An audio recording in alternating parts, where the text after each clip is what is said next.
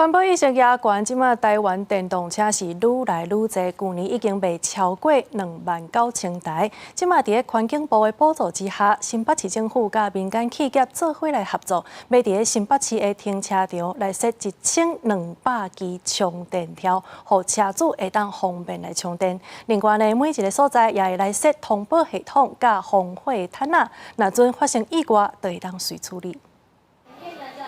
摕充电枪接电动车开始充电。根据车辆研究测试中心的统计，去年台湾电动车卖超过29000台，平均一年增加60%。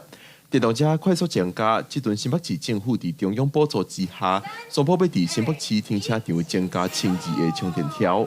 为了让电动车的使用者、市民朋友能够方便，所以在新北市的停车场，我们采取公私立合作。 来广设充电桩、广设停车位，电动车在使用的方式当中，安全第一，然后充电方便。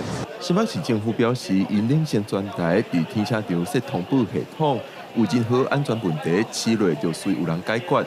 锂电池上惊起火烧，若有意外发生，边仔会拄啊拍开，内底就有灭火毯会当使用，确保消防安全。 如果真的万一发生意外事故，我们可以用消防队员使用灭火毯。另外，我们有个一键通报，所以任何人只要发生有一些异常状况，只要按这个按钮，就会直接拨到我们的总机。这个充电条设置计划是环境部电动车公共能源示范计划补助，由新北市政府甲私人公司合作推行，会分阶段来执行。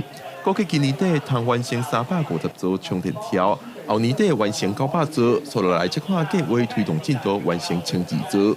不过根据后面的建议，电动车甲充电条的比例应该是10:1，但是根据公路总局的数据，目前台湾的比例敢若39.7:1。充电条的设置也是政府爱想办法推动的一大议题。